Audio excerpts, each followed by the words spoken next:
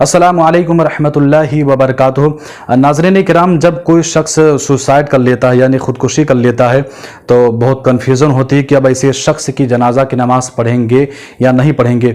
इसी तरीके से शराबी, जुआरी और क्या कहते हैं सूद खाने वाले बेनमाजी लोग जब इंतकाल कर जाएं तो इनकी जनाजा की नमाज़ होगी कि नहीं होगी, इनकी जनाजा की नमाज़ पढ़ने से गुनहगार होंगे या नहीं होंगे, या इनकी जनाजा की नमाज़ पढ़ सकते हैं या नहीं पढ़ सकते हैं, इन तमाम मसाइल के बारे में शरीयत हमारी क्या रहनुमाई करती है। आइए इन मसाइल को समाअत करते हैं।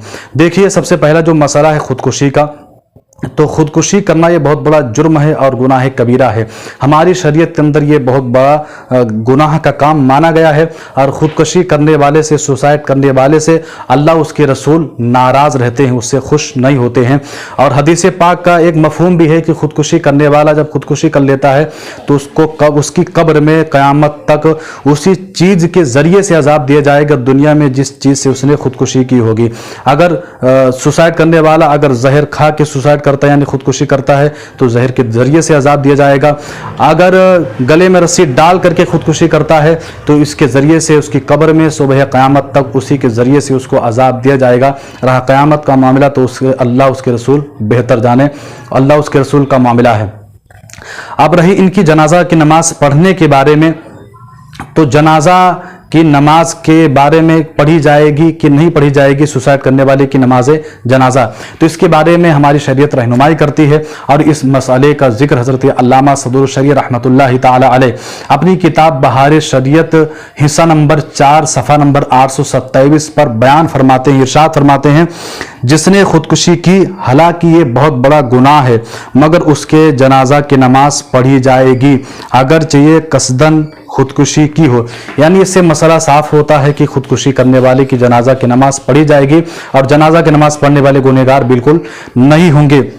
अब दूसरा मसला यह है कि शराब पीने वाले इंसान, बेनमाजी, सूद खाने वाले और इसी तरीके से जुआ खेलने वाले, इनकी जनाजा की नमाज होगी कि नहीं होगी, इनकी जनाजा की नमाज पढ़ने से क्या गुनहगार हो जाएंगे, इसकी भी रहनुमाई हमारी शरीयत फरमाती है।